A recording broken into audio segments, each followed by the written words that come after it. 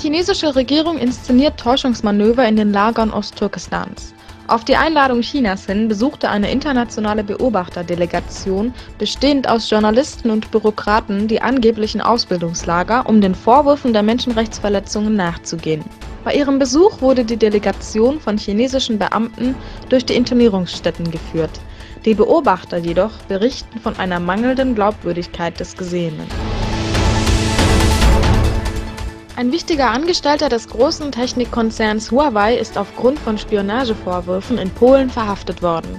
So berichtete das polnische Staatsfernsehen in Berufung auf den inländischen Geheimdienst von der Festnahme des führenden Huawei-Mitarbeiters und dem ehemaligen Mitarbeiter einer regionalen Firma vergangenen Donnerstag. Die beiden Verdächtigen werden beschuldigt, für den chinesischen Geheimdienst spioniert zu haben.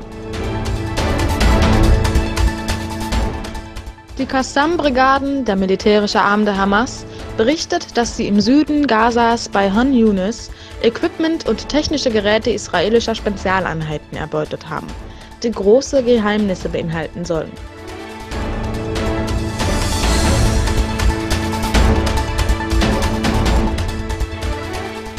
Mahmoud Abbasi, stellvertretender iranischer Justizminister, berichtet von 242 inhaftierten afghanischen Gefangenen, welche den afghanischen Behörden übergeben wurden.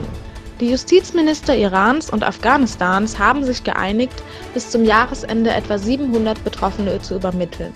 Den Rest der Strafe sitzen die Inhaftierten in Afghanistan ab.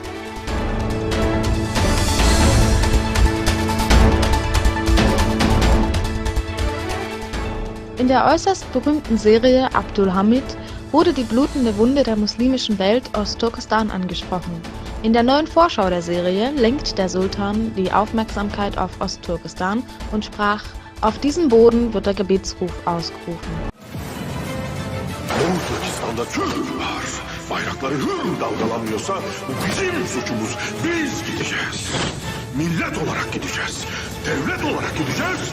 O ezanı orada okuyacağız.